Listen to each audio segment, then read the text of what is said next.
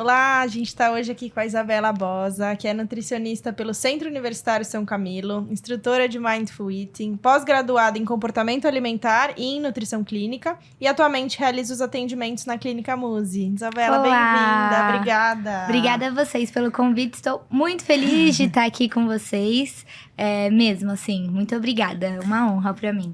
E a gente também. E também, Isabela é professora na pós-graduação em Psiquiatria Nutricional e do Estilo de Vida. Vamos lá. Primeira pergunta que a gente faz sempre para os nossos convidados aqui é o seguinte: como você chegou até a psiquiatria nutricional? Como Perfeito. Bom, eu me formei faz 5 anos e desde então eu tive uma base de carreira, profissão muito forte, assim. Trabalho, atualmente na Clínica Muse. E a Roberta já estudava sobre isso, ela já te conhecia, já escrevia sobre essa área, né? E com isso eu fui me interessando também e fui entendendo um pouco mais do que era psiquiatria nutricional. Na faculdade eu não tive muito acesso a esse tema. Eu acredito que a maioria dos estudantes não tenham também dentro, ali da grade da faculdade. Da grade básica, exatamente. Né? Não faz parte, né? E aí eu falei, gente, que bacana isso, né? Porque desde que eu me formei, eu já gostava mais de estudar a parte do comportamento alimentar, que puxa também para um pouco do outro lado do que todo mundo geralmente gosta de ir. E aí eu fui entendendo que a base ali do comportamento ia um pouco além, né? Não era só estudar o como se come, né? E aí eu fui sendo apresentada durante esses últimos anos o quanto a alimentação é importante também pra gente cuidar da gente, pra gente cuidar, do nosso cérebro. E com isso eu fui tendo cada vez mais contato com o tema e fui me aprofundando para conseguir entender um pouquinho mais dessa área e realmente fui buscando por fora, assim, né? Entendendo a Clara também, né? Que dá aula comigo na pós-psiquiatria. Ela gosta muito dessa área e de estudo, então desde que a gente se conheceu, ela também me ensina muito do tema. Então, a gente começou a estudar juntas isso para realmente eu entender um pouquinho melhor, assim. E aí eu cheguei nessa área, assim, e tendo curiosidade de estudo, mas de novo, com a base sempre muito forte do outro lado também, me dando esse suporte de entender como estudar da melhor maneira esse tema. Entendi. E... Pode perguntar. Depois eu pergunto. Pensando que você, há algum tempo atrás, né, assim, se formou e dentro da faculdade você viu, assim, não tinha esse tema. Teve algo que quando você começou a ler sobre, você falou assim, gente, mas como a gente não estuda isso? Tem alguma coisa que você lembra que foi algo que te chamou mais atenção em relação a esse aspecto, assim, como nutricionista? E que, de repente, os profissionais de saúde em geral, porque você vem com esse olhar da nutrição, com esse viés, né? Mas das pessoas mesmo da nutrição, que ter ido estudar psiquiatria nutricional, você falou, nossa, eu pensava que era assim, ou eu ainda vejo algumas pessoas achando alguma coisa, você percebe? Tem algo que te chama mais atenção?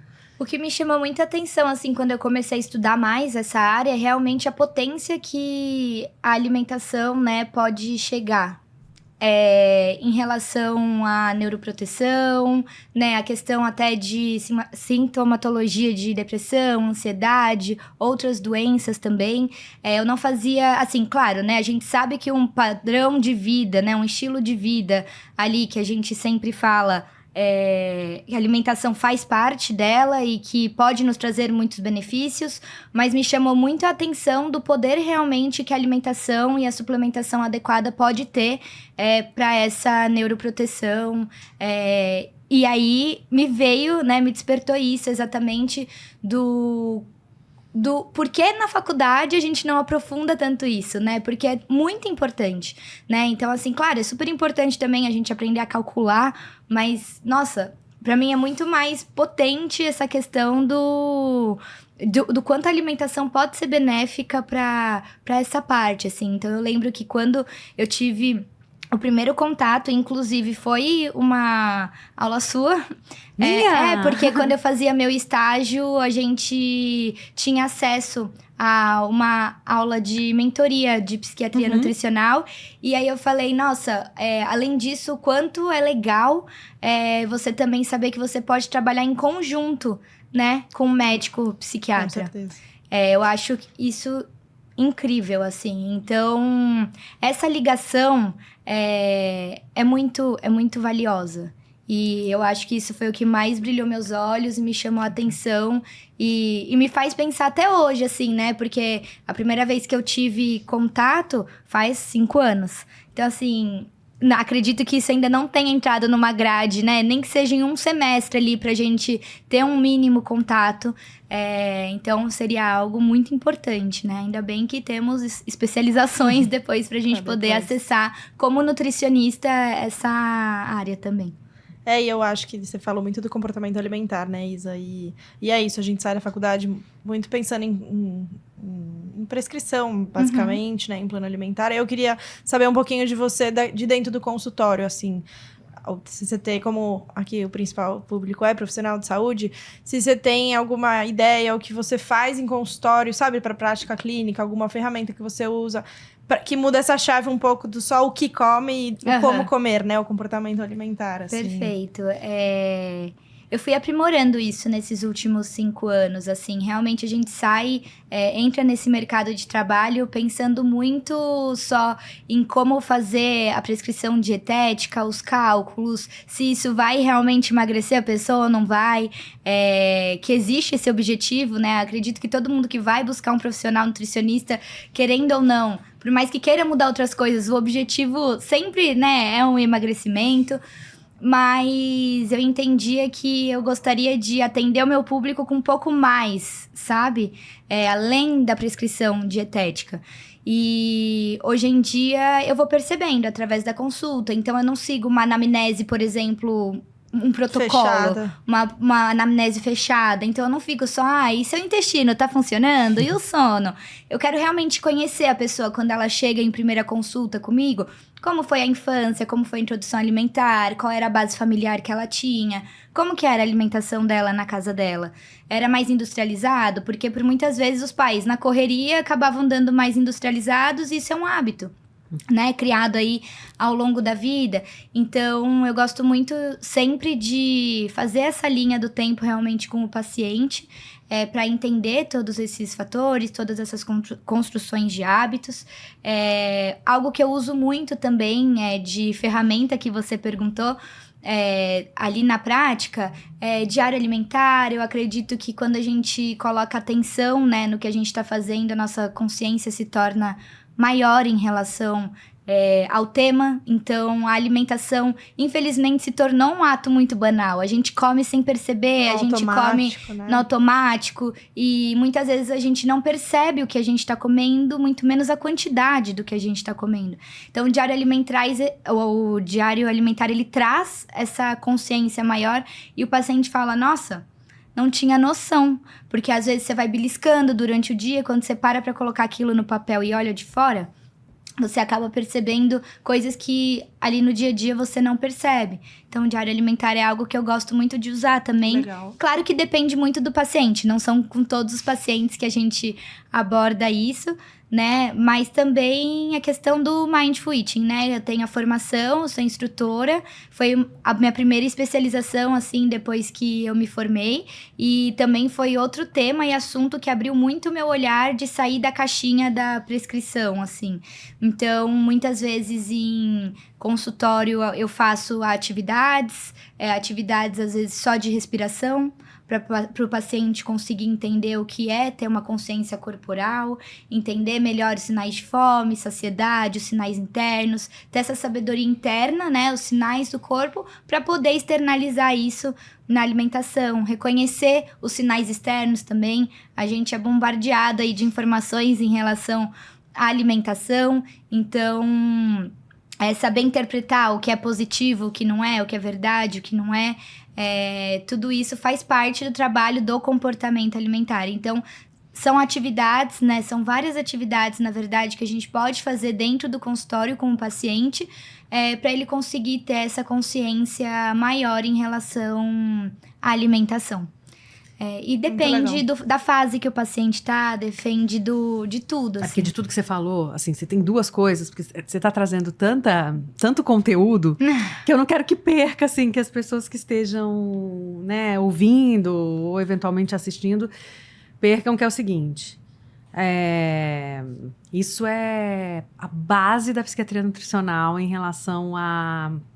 que foi uma das primeiras coisas que a professora Felice quis comprovar quando ela fez o doutorado dela e depois ela precisava trazer, que é causalidade. Uhum. A gente já sabe que a alimentação, ela é um fator causal, assim, ela é um fator de risco e dependendo de como está a alimentação, ela pode proteger e ela pode fazer com que a vulnerabilidade aumente muito, a ponto de desenvolvimento de depressão, de ansiedade, de quadros ansiosos, depressivos, enfim, e que também isso refere a quanto a gente pode fazer através da alimentação. Então, isso que você trouxe nossa, eu me dei conta, assim, do peso que tinha. Então, como é que pode ter tudo isso que a gente estuda na faculdade e não ter algo, né, assim, que está faltando esse conteúdo a respeito de algo que tem um peso tão grande no desfecho de saúde, no desfecho clínico. Então, esse foi um fator, assim, que você falou que é mega importante, assim, que foi assim, não, as pessoas têm, né, que poder refletir sobre isso. E essa outra coisa que você falou de repente, parar e perguntar, porque eu vejo alguns pacientes, quando eu encaminho para nutricionista, que eventualmente se queixam, que não são ouvidos, que de repente eles estão ali falando, eu já conversei algumas vezes com a Fernanda também sobre isso, que estão ali na consulta nutricional, olha, como é a sua alimentação, como é o seu dia a dia? Como isso, como aquilo e tal. O que você não come? Nossa, eu não como abacaxi de jeito nenhum, abacaxi eu não gosto, abacaxi. Aí quando chega o plano alimentar, tem abacaxi em todas as... Entendi. E às vezes, mesmo. né, e às vezes, o que eu fui entendendo ao longo do tempo? Que isso não era feito para assim, tipo, você não gosta de abacaxi, então vou botar abacaxi em tudo, né? Obviamente não era isso, mas era ali uma percepção de, deixa eu poder trazer a possibilidade dessa pessoa, enfim... entender que ela pode ter um repertório maior de alimentação, que possa ampliar, na medida em que ela coma mais abacaxi, ela vai passar a gostar, enfim. Isso pode ser para algum legume, alguma folha. Os pacientes que têm alguma até restrição ali, né, em relação a experimentar alimentos novos, então a gente vai construindo isso aos poucos, mas eu entendi essa questão. Não, e eles chegam reclamando, sabe por quê? Sabe o que acontece? Quando eles chegam de volta, aí, como foi? Eu queria muita expectativa, porque eu sei o quanto é importante. E nós médicos que vamos, assim, estudar psiquiatria nutricional, a gente não vai se tornar nutricionista.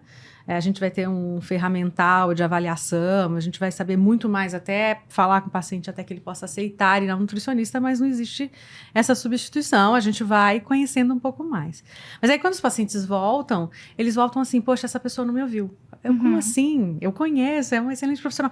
Não me ouviu. Eu falei, a única coisa que eu falei que eu não gostava de comer veio no plano alimentar. Então eu acho que quando você faz uma formação em nutrição, né, em comportamento e nutrição, quando você vai conhecendo a psiquiatria nutricional, medicina do estilo de vida, enfim, você vai tendo uma escuta mindful, né? Você vai tendo uma escuta e um jeito de abordar de maneira diferente. Então, acho que você trouxe coisas muito, muito importantes. E mesmo que você falou, né? Eu também não tenho essa anamnese fechada também, porque muda muito. Porque às vezes é isso, a gente fica preocupado em perguntar se o intestino funciona bem, se o ciclo menstrual tá regular, e se a pessoa não fez uma queixa, né? A queixa vai vir de outros lugares e a gente focar naquilo que ela tá falando. E a gente consegue descobrindo isso também através dessa linha do tempo que a gente vai fazendo com o paciente, né? Com certeza. Então, ele mesmo vai trazendo isso e consulta. Não necessariamente eu preciso só focar nessas perguntas que são fechadas também. Mas essa parte de escuta é muito importante, né? Eu acho que isso é o que conecta o profissional com o paciente ali. É o vínculo. O vínculo, é o que cria o vínculo, exatamente. E você reparou que essas formações que vieram depois te ajudaram nessa escuta? Com certeza. Com certeza, na verdade, essa questão de escuta é algo que é treinável aí na minha vida inteira, pela base familiar, que, né, em casa a gente tenta treinar muito isso. Eu sempre fiz muitos projetos voluntários também, aí só puxando um pouco da parte também vida pessoal, mas fiz sempre muitos projetos voluntários também, desde a infância. Então, isso também fez com que eu construísse ao longo da minha vida, desde pequena, essa questão de prestar atenção, de escutar, de tentar entender. E momentos que eu percebo que, às vezes, Isabela, estou mais ansiosa e não estou prestando atenção direito no que a pessoa está falando, isso me incomoda. Então, eu já fiz também cursos de comunicação não violenta e no curso eles trazem muito sobre essa questão de escutativa, do quanto você tá disposto a ouvir aquela pessoa ou não, né, no dia a dia e na vida pessoal, mas você acaba aplicando muito isso dentro do consultório também, né? Então, foi algo que, na verdade, eu vim trabalhando já ao longo da vida. Busquei cursos fora da área da nutrição também para conseguir entender um pouco melhor sobre isso, mas com certeza os cursos mais técnicos, né? O de comportamento, a gente tem isso dentro da pós também, na que eu fiz. Então, a gente sempre trabalha sobre isso, sobre a escuta, do quanto é importante você entender o que seu paciente está falando. E uma coisa que a Roberta me falou uma vez e que fica para mim assim sempre, e que eu gosto de disseminar essa frase porque é muito importante, é que a gente, como profissional da área da saúde, a gente é muito responsável pelo que o outro vai entender, pelo que a gente fala. Então, a gente precisa entender o que o nosso paciente está falando para a gente poder passar a informação correta para ele também. Então, essa questão da escuta é algo sempre muito trabalhado em mim, desde a infância, com coisas, né, pessoais e também depois na vida profissional, assim. Com certeza os pacientes sentem isso, sim. Se sentem acolhidos. Nossa, não, isso. E tem alguma... Você ia perguntar? Não, pode falar. Tem alguma dica em relação a isso que você falou, né? Que ficou como algo ali... Nós, profissionais, temos uma responsabilidade sobre o que o paciente entendeu do que a gente falou, né?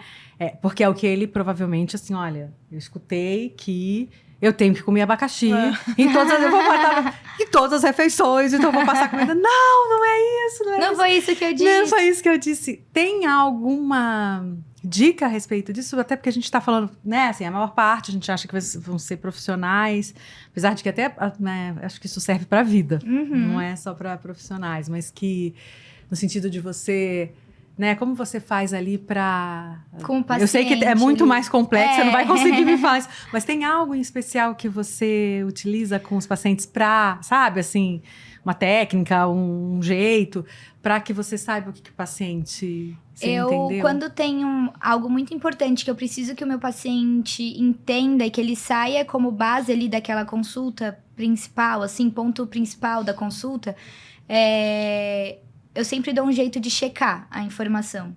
Então, assim, através disso que a gente conversou hoje, você entendeu as nossas próximas metas, por exemplo? O que você acha que... né, o que você entendeu da nossa conversa aqui? E aí eu checo.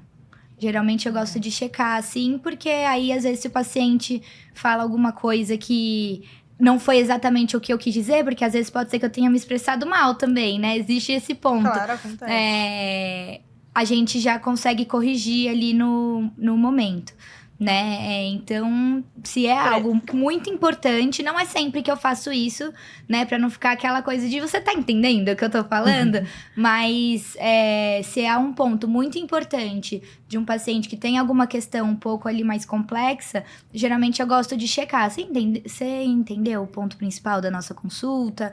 Como que você acredita que eu posso te ajudar a colocar isso em prática? Como que você acha que dentro da sua rotina pode fazer isso acontecer? Então, geralmente ali durante a consulta eu já checo de alguma maneira se o paciente está entendendo o que eu tô querendo passar de informação para ele. E ele já sai, né, da consulta com algumas coisas claras, né, também. Sem esperar né? O plano alimentar chegar e eu ficar gosto de com fazer dúvida isso depois, porque né? eu, como Faz sentido. paciente, exato, quando eu vou num médico, num nutricionista ou em algum profissional da área da saúde, eu também gosto de ser escutada, eu também gosto que o paciente, que o profissional entenda a minha história e não só a queixa que eu tô levando. Então eu tenho que trazer isso também dentro da minha prática. Bom. Muito legal. E aí, falando, né, de prática, então, a aula que você e a Clara deu na nossa pós-graduação tem a dieta mediterrânea, que acho que a gente pode entrar depois, mas eu queria falar um pouco da parte prática, né? Vocês Sim. trazem algumas receitas. E aí, queria ouvir de você, né, o quanto você aborda também em consulta, o que você acha, né, dessa parte prática de cozinha. Eu gosto muito de oferecer receitas para os pacientes, porque principalmente para os pacientes que têm a opção de ou ir em alguma marmiteria, por exemplo, e pedir pra pessoa fazer para ela, ou que tenha cozinheira em casa para ir diversificando a maneira que você faz, né? E até assim, às vezes, eu não gosto de abacaxi, mas às vezes o abacaxi dessa maneira a pessoa não comeu ainda. Então, eu acredito que você ensinar para o seu paciente a receita e até mesmo escrever ali em observações de, olha, eu faço dessa forma, experimenta, vê o que você acha, né? Então, é muito importante a gente dá ali para o paciente também um suporte de receita, de como faz. E receita simples, o paciente ele tá em busca de algo prático, né? Não adianta a gente também entregar uma receita ali para o paciente que ele fique 3 horas cozinhando, que isso não vai acontecer. Ou que o ingrediente só compra em lojas, né? Exatamente, ou que algo específico. é uma receita de custo muito alto, o paciente ele não vai ficar buscando isso. Então, até na aula, né, a gente tenta trazer opções de receitas práticas que são saudáveis e que você consegue fazer assim em questão de 5 minutos, para já deixar pronto para a semana, por exemplo, ou consumir ali no momento. Então, eu gosto muito de trabalhar as receitas, geralmente junto com o planejamento alimentar. Eu já anexo algumas receitas ali que a gente deixa pronto para entregar para o paciente essa questão, né? Então, a opção do alimento, né? Para também não ficar aquela coisa só frango com arroz e feijão. E até mesmo preparações de saladas, maneiras diferentes, molhos diferentes, para ter uma maior adesão ali da ingestão de vegetais e legumes. Então, geralmente, eu gosto mais de ir nessa área também. Para o paciente ter maior aderência mesmo, adesão, né, do planejamento. E a gente sabe da parte teórica mesmo, né, em relação à investigação do conhecimento dos médicos, pensando que a maior parte dos alunos da pós-graduação que é voltada para médicos, a gente acaba recebendo outras especialidades, em especial nutricionistas, mas médicos não têm, a não ser que seja da sua vida pessoal, de seu interesse pessoal, por conta da formação em medicina, não tem conhecimento em nutrição e tem um conhecimento pequeno, né, de 7.000 e tantas horas do curso inteiro, tem em torno, em média, de 2 a 4 horas. Entendi. No que se refere à nutrição. E orientação em relação à alimentação, acho que a própria Roberta também, ela tem uma coisa que eu gravei do que ela fala, é que na nutrição é estudado alguma coisa assim, que você estuda nutrição clínica muitas vezes de nutrição hospitalar, em que você tem uma equipe completa de pessoas que vão comprar, que vão higienizar, que vão pensar Chega a bandeja no cardápio. pronta, né, para o paciente. Exatamente. Então tem tudo isso até chegar e aí, imagina, se isso é um dado importante para nutricionistas, assim, um conhecimento importante para nutricionistas, de entender que o paciente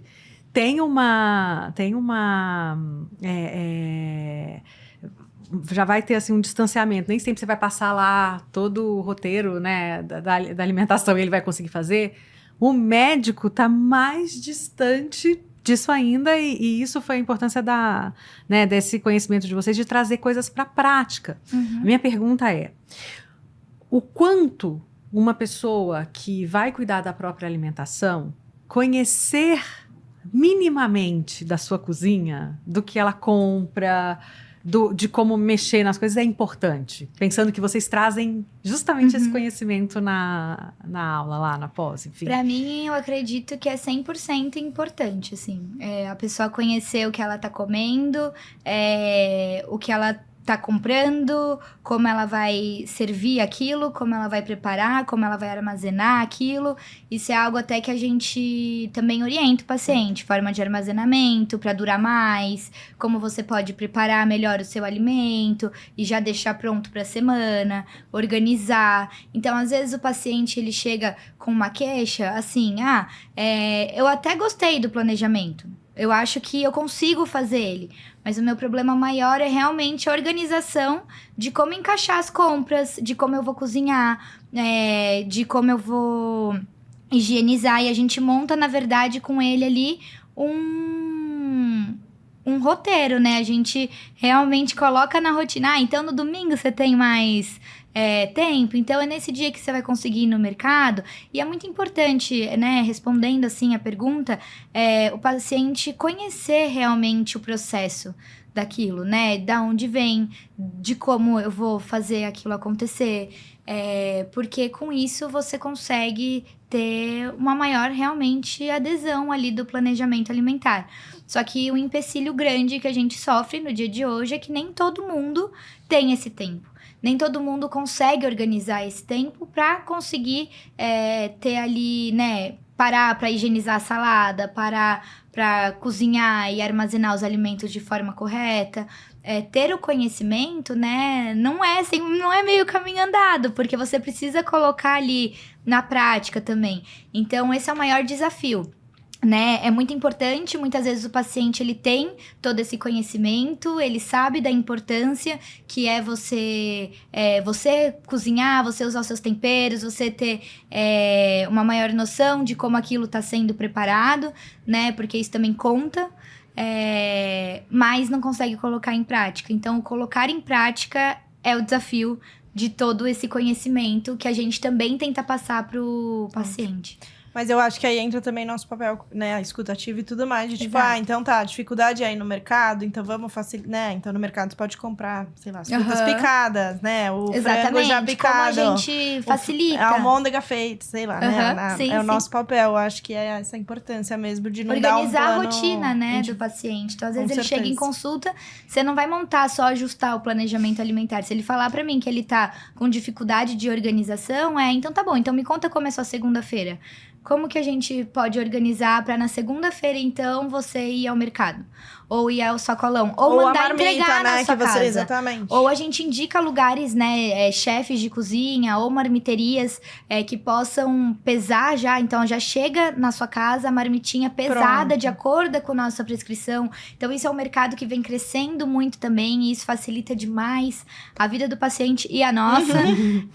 Então, o profissional ter também esses contatos de chefe de cozinha, das marmiterias, né? Igual é importante a gente ter com os médicos, psicólogos, também é importante a gente ter com esse outro time, né? Porque são eles que vão fazer acontecer também o planejamento alimentar do paciente. Verdade. Perfeito. E sabe que a gente revendo e pensando, né, assistindo a sua aula e pensando como que pode ser, como que isso pode fazer diferença para os alunos e dos alunos com os seus pacientes.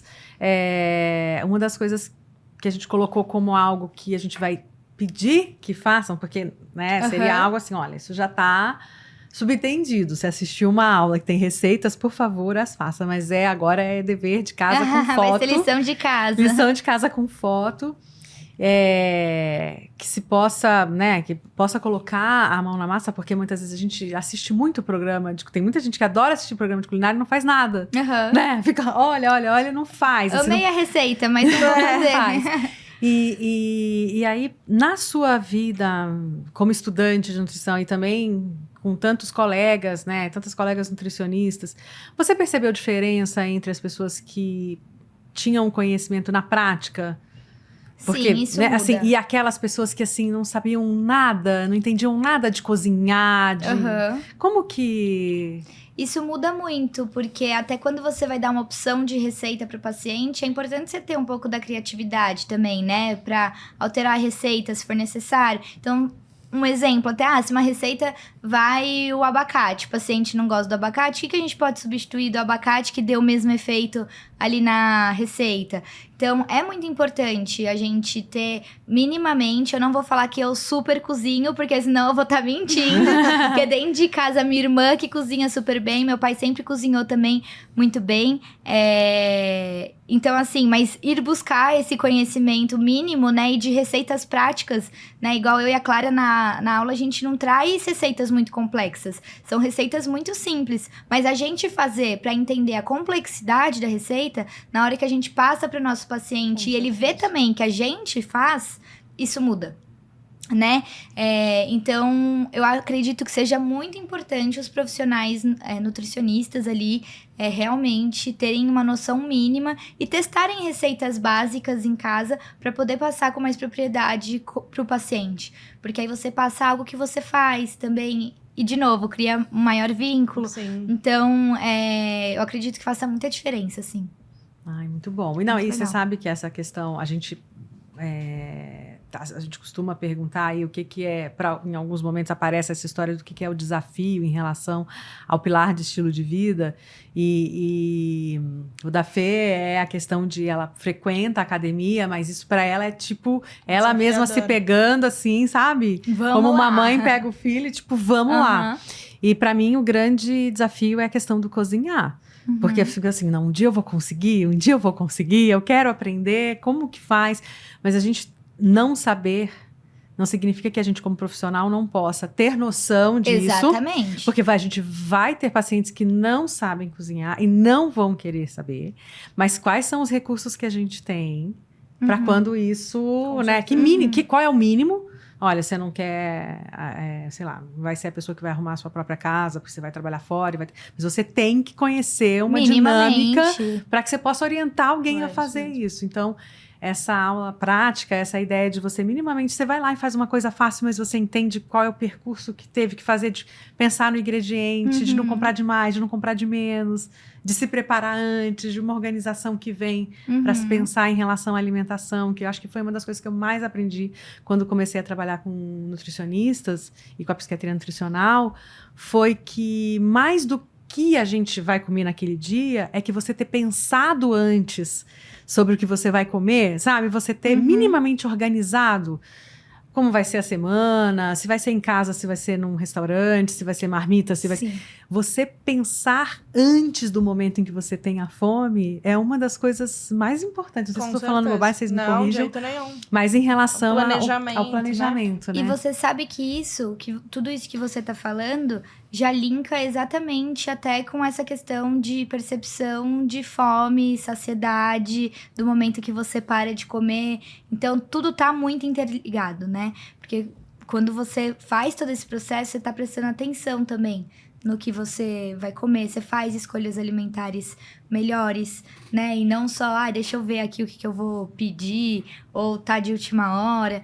Então... é muito importante todo esse processo de saber, assim, né? Por parte do paciente, mas também por parte do profissional saber orientar. E é isso, não precisa ter um super conhecimento, não precisa ser chefe de cozinha, até porque eu não sou também, mas um mínimo conhecimento ali, um básico, é importante para você orientar seu paciente de uma maneira mais clara, né? É muito, muito importante. Muito legal. Não, e aí só acho que vale a gente falar do padrão alimentar, né? A gente falou bastante do como comer, o como cozinhar, como trazer, mas a aula de vocês de dieta mediterrânea é muito legal, é muito boa e rica, e a gente ouve tanto falar da dieta mediterrânea, então se você puder dividir um pouquinho de evidência do que tem, né, da dieta mediterrânea, um pouquinho da prática. Assim, perfeito. Bom, a dieta mediterrânea eu acredito que seja, na verdade, um padrão alimentar e não uma dieta, assim, que olha, agora você vai seguir uma dieta que é mediterrânea, porque isso acontece, né? Como é uma dieta que tem evidências, né? Um padrão que tem evidências bastante com redução de inflamação, as pessoas confundem. Então agora eu vou fazer uma dieta aqui por um mês mediterrânea para desinflamar o meu corpo. E não é isso, né? A gente sabe que, na verdade, entra aí dentro de um padrão mesmo do estilo de vida. É um padrão criado que você tem que mudar algumas coisas, né? Geralmente a gente fala, vou aqui aumentar um pouquinho pouquinho a proteína, né, para ter bastante saciedade. E a dieta mediterrânea, ela já traz o contrário, né, um percentual ali da proteína menor, em torno de uns 15%. Então, a gente tem que saber trabalhar nisso também, né? Falando em características, assim, bastante abundante. Legumes, verduras, vegetais. É engraçado, assim, né? Porque a gente tem já bastante evidência em relação do quanto o padrão alimentar mediterrâneo é muito positivo, né? Para nossa saúde. Física e mental, Física e aliás, mental, né? Exatamente. Mas às vezes a gente encontra algumas divergências nos estudos em relação à metodologia, né? Porque a gente tem algumas diretrizes em relação à dieta mediterrânea. Então é sempre muito importante quando a gente vai ler um estudo sobre isso, entender qual foi o padrão que eles utilizaram ali, se eles modificaram alguma coisa, né? Mas algo que a gente encontra muito em comum em todas as metodologias é realmente a abundância de legumes, verduras, vegetais, frutas, né? A carne vermelha em baixa quantidade. Dá preferência para peixes, por exemplo, que é uma carne que tem menos gordura saturada, né? É um padrão alimentar que prioriza a gordura mono e poliinsaturada e não a saturada, né? Cereais integrais, o arroz, as leguminosas. Então, realmente, se você for parar para pensar, é comida de verdade. Né? Castanhas e sementes, Castanhas né, e Isa, sementes, vale que são muito destacar. importantes, são gorduras também muito importantes. O abacate entra nessa também, e a principal fonte de gordura que a gente vê ali é o azeite de oliva extra virgem, né? É muito importante, assim, usar como fonte de gordura mesmo esse elemento. Então, assim, é comida de verdade, é só entender, quantificar aquilo, né? Se a gente for seguir mesmo um padrão alimentar mediterrâneo, a gente tá falando aí de 4 porções de legumes no dia. Muitas vezes a gente não consome nenhum. Então, ir mudando, né? Então, não é de um dia pro outro que, vou começar a fazer uma dieta mediterrânea. Incluindo aos poucos, né? E entendendo que ultraprocessados, a carne vermelha, esses extras, assim, pode, mas em moderação, né? Evitar ali esse alimento, os ultraprocessados, enfim, ricos em açúcar e gordura saturada. Mas entender que a comida, a gente só precisa realmente colocar nas porções adequadas, né? Dentro do padrão. Tá ótimo. Perfeito. Muito Perfeito. foi E aí, bem chamando a prática. atenção, porque eu acho que para médicos que estejam escutando, porque nutricionistas já sabem, mas a questão da dieta e do padrão alimentar, que às vezes pode passar assim, né? Porque padrão alimentar é aquilo que, né? Como a pessoa come ao longo, Da alguma coisa de ao vida. longo da Tempo, vida, exato. é alguma coisa que se torna hábito, então não é. Vou fazer uma dieta, né? Uma dieta mediterrânea, que significa tem começo, meio e fim, mas vou passar a me alimentar de uma maneira diferente, né? Eu vou orientar o paciente a se alimentar de uma maneira diferente, em que o padrão vai mudando e ele precisa ser sustentável. Exatamente. Ele é para longo prazo, ele é com pequenas mudanças mais né, mais permanentes em algumas coisas. Então, achei super importante. E esse que você padrão, trouxe ele tá isso. muito associado a essa questão da longevidade, né? Então, não é realmente de um dia para o outro. Algo até que a gente traz na aula é de como você pode incluir isso no seu dia a dia, né? Vamos começar aí com pequenas metas, vamos colocar aos poucos. Às vezes o paciente não come nenhuma fruta no dia, se a gente colocar uma, duas, pronto, já nos ajuda, né, a ir trazendo essa construção, né, e fazendo esse caminho. Então, aos poucos, né? São metas reais, né? São metas reais, exatamente. E a gente já tem bastante evidência, né, em relação, principalmente, sinais, sintomas de depressão, ansiedade. Então, é realmente algo robusto que a gente tem hoje na ciência, né, em relação a esse padrão alimentar.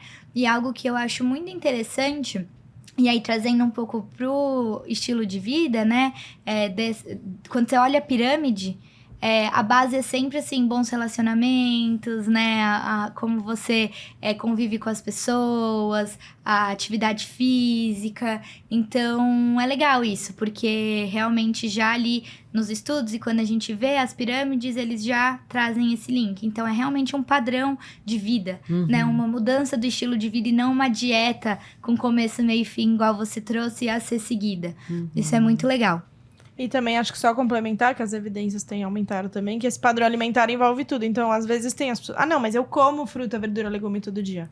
Mas nunca come castanha, semente, grão integral. E todo dia come um extra, né? Que nem você falou. Então, uma friturinha, ou outra processada, um doce.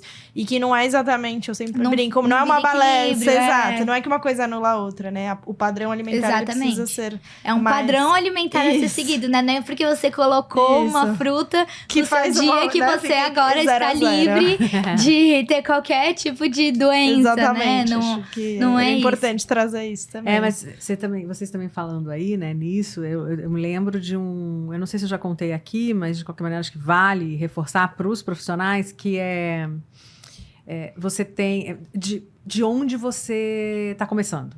Então, por exemplo, um paciente meu que foi numa nutricionista. E aí ela entrou em contato comigo preocupada, dizendo assim, olha, ele não come fruta de maneira regular há mais de 1 ano. Ele não come, ele fala que ele não gosta, ele não come. E aí a gente foi trabalhando juntas, mas foi uma grande diferença que ela teve ali no desfecho com ele, que foi assim, ela falou, vamos comer o que você gosta. Porque assim, pra ele era assim, eu não gosto de fruta, ponto. Porque o que ele gostava era banana e maçã. E ele achava o seguinte, se eu vou comer só banana e maçã, então eu não vou comer nada. Só que não, peraí. Volta um passo atrás aí. Volta uma casinha. E ele começou a comer banana. Aí ele chega no consultório falando, olha, eu tô comendo banana. É a minha fruta, mas é só banana que eu tô comendo.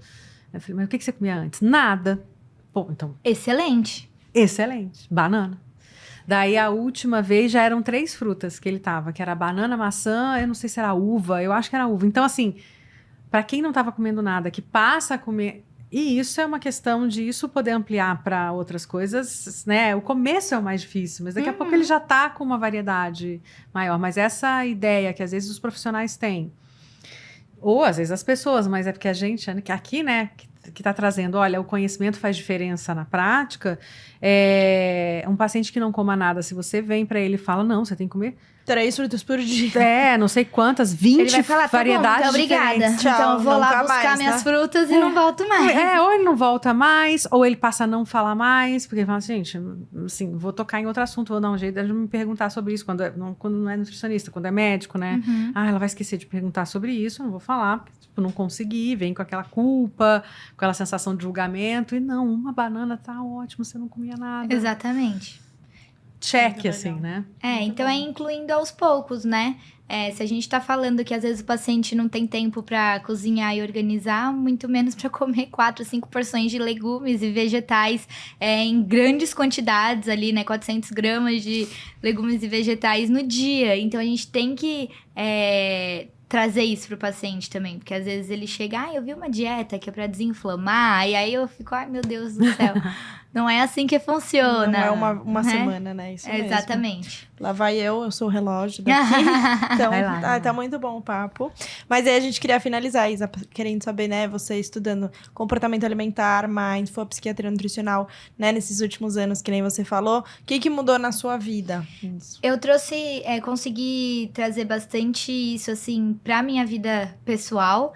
Pra profissional também agrega bastante, mas... Quem me conhece, assim, de pertinho, sabe que eu sempre também tive muita dificuldade em relação a, por exemplo, atividade física, de ir fazer musculação ou buscar algum esporte que eu realmente goste, e realmente ampliar mais meu repertório ali da alimentação. Então, quando eu comecei a estudar mais sobre isso e ver os benefícios, eu comecei a tentar trazer isso mais pra minha vida, né? Então, mudou muito, tanto em relação ao profissional dentro do consultório, porque as abordagens e o assunto com o paciente agrega muito mais, né? Mas também na minha vida pessoal eu comecei a tentar trazer um pouco dos pilares, assim, óbvio que a gente não consegue dar check 100%, né, em tudo, mas somos seres humanos, mas realmente trazer a atividade física, principalmente, foi algo que mudou, assim. E experimentar novos alimentos também, que isso Legal. sempre foi uma coisa que eu tive um pouco de... Melhorei muito minha alimentação